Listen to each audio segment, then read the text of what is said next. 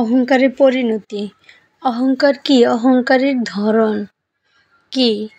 মানুষের অন্যতম ভয়াবহ ব্যাধি হলো অহংকার। এ রোগ এমন এক মারাত্মক যে যার অন্তরে পরিমাণে অহংকার থাকবে সে জান্নাতে প্রবেশ করতে পারবে না। অথচ মানুষ অহংকার করলে কখনো নিজেকে অহংকারী বলে মানতে চায় না। অহংকার কি? অহংকার আরবি কিকবর শব্দের প্রতিশব্দ।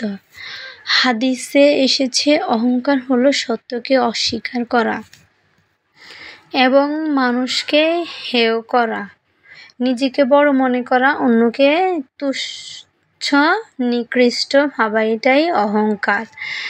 অনেকে অহংকার কি সেটা জানে না, না বুঝে অহংকার করতে থাকে। তাহলে এবার শুনুন অহংকার কি।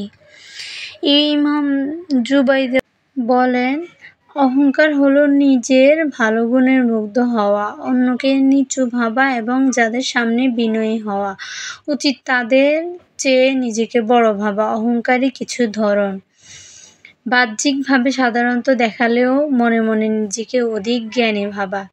2. যে কোনো বিষয়ে নিজেকে অভিজ্ঞ বা বিশেষজ্ঞ মনে করা, অন্যকে তুচ্ছ বা ছোট লোক ভাবা। 4.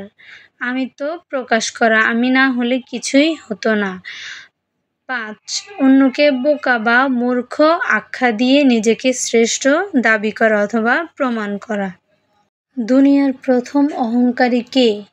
ইতিহাসে প্রথম অহংকারী হলো শয়তান। আল্লাহ তাআলা হযরত আদম আলাইহিসসালামকে সিজদার নির্দেশ দিলে সে বলেছিল, আমি তার চেয়ে উত্তম, আপনি আমাকে আগুন থেকে আর তাকে মাটি থেকে সৃষ্টি করেছেন, আমি কেন তাকে সেজদা করব? ওখান থেকে শয়তানের অহংকার বেশি। সূরা আরাফ আয়াত 12। মানুষ কেন অহংকার করে? শয়তানের প্ররোচনায় নিজের কাজকে নিখুঁত ও সেরা ভাবতে শুরু করে। 2. নিজের ত্রুটি ঢাকতে অন্যের ভুল খুঁজে বেড়ায়। 3. আল্লাহর ভয় কমে গেলে। 4. চাটুকারদের প্রভাবে। 5. অযথা প্রশংসা শুনতে শুনতে। 6. আত্মসমালোচনার অভাবে। অহংকারের ক্ষতি। অহংকারী ব্যক্তি সবসময় নিজেকে অন্যদের চেয়ে শ্রেষ্ঠ ভাবে, তাই সাধারণ মানুষের সঙ্গে মেশাকে সে মর্যাদা হানি বলে মনে করে।